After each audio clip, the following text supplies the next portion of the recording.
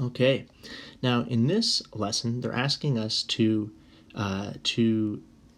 place an integer on a number line. So just like we talked about in the last lesson, we have a number line here, and integers can either be positive, 1, 3, or they can be negative, like -1. They can either become greater or become less. They can grow bigger or smaller. So in this example, in this work, we're going to be placing the missing numbers into these spaces on these number lines, and just getting us used to the idea that a number line can include some negative numbers too. So the first thing we do is we look at how much is it increasing by in each integer. So I see -1 to 0, 0 to 1. It looks like each of these is growing by 1. So if it's growing by 1, it's going to be 1. If I add one more, it'll be 2. And then if I add another, it'll be 3. So yep, that makes sense. 0, 1, 2, 3. 3, 2, let's see here. 3, 2, 1, 0, -1. Would make sense too? Yep, that works for me. Okay, let's try it out. All right. So in this next example, it's decreasing by 1 every time. 0, -1. This would be -2, -3, -4, -5. It's decreasing by 1 each time. The missing number there is -2. Imagine it's getting colder by 1 degree each day or something. Okay.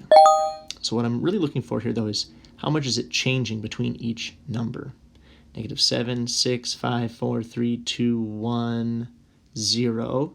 So it's growing, as it's going in this direction, it's growing by 1 each time. So if I start at 0 and it grows by 1, how big is it going to be? What's 0 plus 1?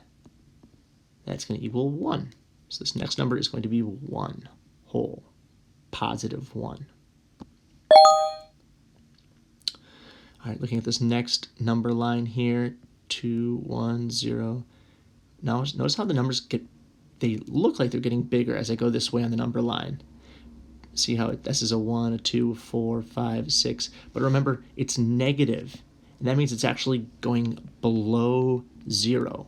So it is these are sort of it's a sort of a greater number at 7, but that means it has a greater value below 0. If it was temperature, that would mean it was very, very cold. If it was money, if I had -$7, that would mean that I owed somebody $7. I had very little money. So these are very low numbers. So 2, 1, 0, 1, 2, this would be a -3.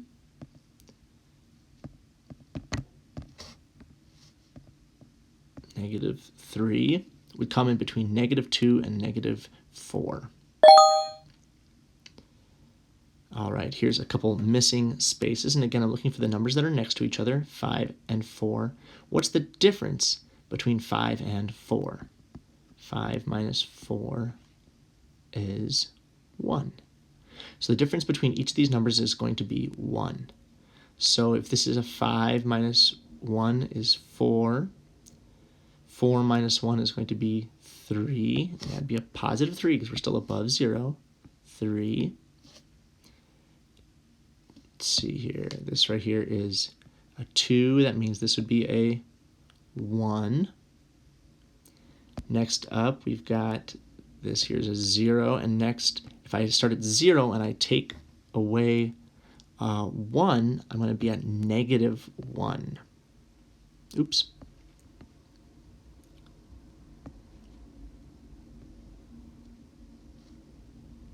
All right.